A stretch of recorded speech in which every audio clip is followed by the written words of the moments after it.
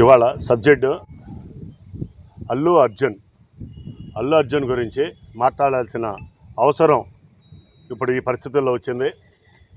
Mega compound, mega family అంటే చిరంజీవి గారు ఎంత అణిగి ఉండారో, ఎదిగిన కొద్దీ అణిగి ఉన్నటువంటి మార్గదర్శకులు ఈ దేశంలో చిరంజీవి గారు.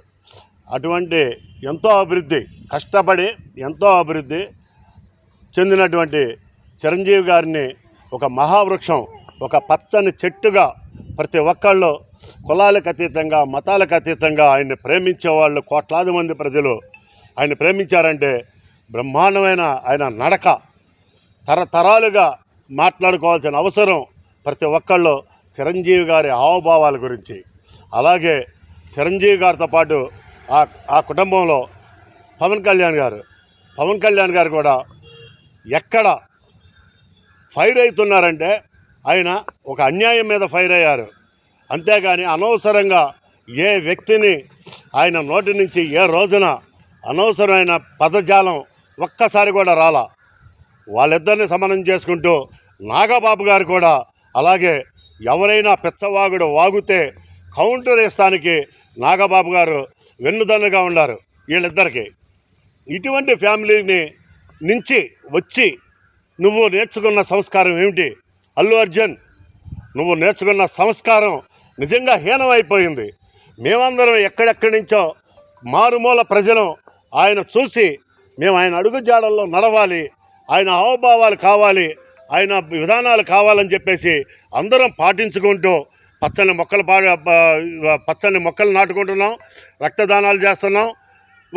పుట్టినరోజు సందర్భంగా ఒక కేకులు కట్ చేయడమే కాదు, పేద ప్రజలకి లేకపోతే ఎక్కడ హాస్పిటల్స్లో కానీ ఎక్కడ అనాథలు ఉన్నారో, ఎక్కడ అమాయకులు ఉన్నారో వాళ్ళని ఆదుకోవడానికి వాళ్ళ పిలుపుని అందుకొని అభిమానులుగా ఈ రాష్ట్రంలో అత్యధికంగా తయారయ్యాం.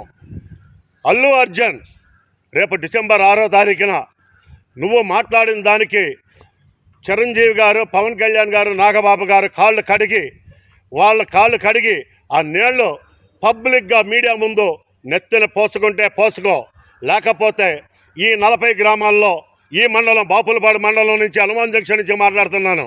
ఈ 40 గ్రామాల్లో రేపు డిసెంబర్ 6వ తారీఖున నీ సినిమా రిలీజ్ చేయలేవు. ఏ థియేటర్లోనూ నీ సినిమా ఈ ప్రాంతంలో రిలీజ్ కాదు. ఈ గన్నవరం నియోజకవర్గం మొత్తం కూడా నీ సినిమా రిలీజ్ అవ్వటం మాత్రం ఖచ్చితంగా అవ్వదు. ఒక్క ఫ్లెక్సీ కట్టేవాడు ఉండడు. ఇది ఛాలెంజ్ చేసి చెప్తున్నాను. డిసెంబర్ 6వ తారీఖు ఈ లోపల నువ్వు మీడియా ముందు వాళ్ళ కాళ్ళు కడిగి ఆ నీళ్ళని నువ్వు నీ నెత్తలు జింపుకుంటే నీకు ప్రక్షాళన జరుగుద్ది. అప్పుడు కూడా సహించం. దాన్ని ఏ విధంగా మార్చుకోవాలో ఆ విధంగా మార్చుకోవడానికి ట్రై చేస్తాం. కానీ నువ్వు చేసిన తప్పు, చిరస్థాయిగా చేసిన తప్పు చేసేసావు. ఇప్పటికైనా సరే నువ్వు నిర్ణయం తీసుకో. అల్లు అర్జున్, నువ్వు ఒక కామెడీ యాక్టర్వి. నువ్వేదో హీరో అని అనుకుంటున్నావేమో, నువ్వు ఒక కామెడీ యాక్టర్లాగా కనబడుతున్నావు. ఆ కామెడీ వరకే కానీ నువ్వు ఒక హీరోగా మాత్రం భావించుకోబాకు.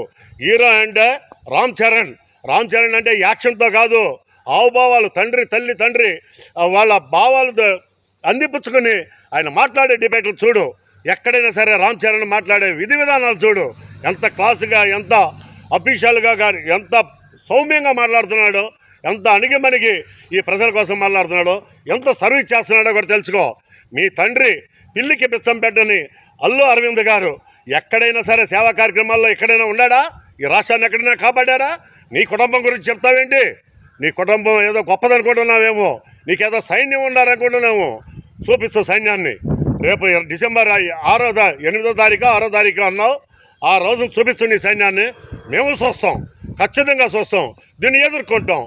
ఖచ్చితంగా కాలుతో అధపాతాళానికి తక్కకపోతే అల్లు అర్జున్ నీకు తగిన శాస్తి చేస్తాం. Thank you.